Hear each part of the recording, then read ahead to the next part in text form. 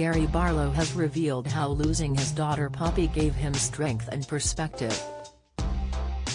The 51-year-old singer spoke movingly about the tragedy as he launched his new one-man show A Different Stage in London's West End.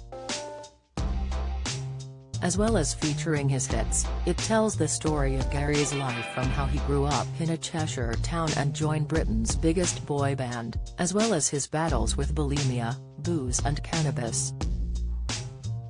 Gary told how his wife Dawn gave birth to their fourth child Poppy, who was stillborn, days before he was due to perform at the closing ceremony of the London Olympics. He said, "It's August 2012, Dawn has gone for a last-minute checkup. Only 4 days to go, we're all so excited. Name is on the nursery, Moses basket, cot, clothes all over the floor waiting for the main player to arrive.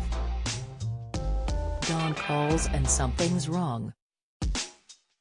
Now this is one of those phone calls where you live a lifetime in a second. We all have coping mechanisms. Back there was the bulimia and the hallelujahs in the toilet. I'm not saying just having a run is going to cure it, but those were my coping mechanisms. I dealt with this by turning into bloody Inspector Gadget. Okay everybody, what to-do lists? Speak to the doctors, tick. Clothes for the hospital, tick.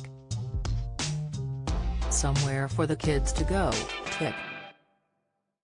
The only problem is Inspector Gadget doesn't have a gizmo for this. It was like someone sitting in our house and saying, the journey you are about to take is going to end in a car crash. Then sadly handing you the keys. Dawn had to be induced and Gary said he was dreading seeing the baby.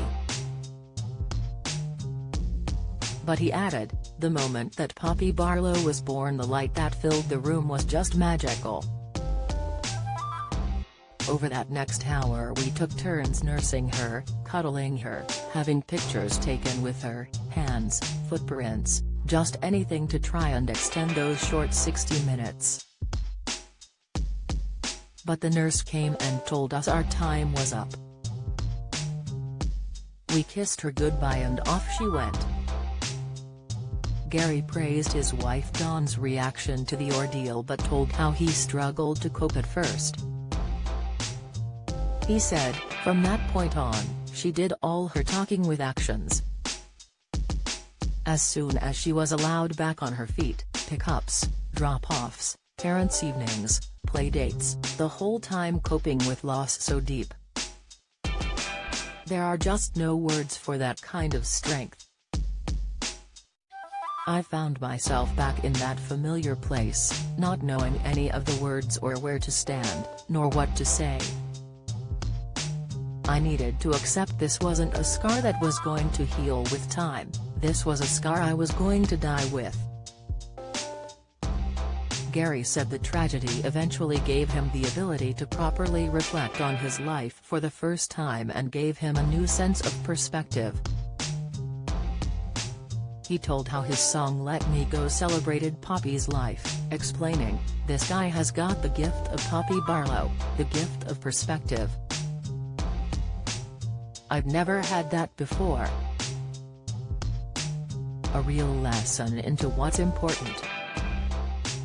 Gary, who also performed from a balcony at Thursday's show launch, said that his change in attitude helped him deal with bandmate Jason Orange's announcement in 2014 that he was quitting Take That, leaving the future of the reunited group in doubt once again. He said, "It hit me, this is probably the first life-changing decision he'd made since joining the band in 1990. The old version of me would have sat, begged, coerced, small-talked, done anything to make him stay.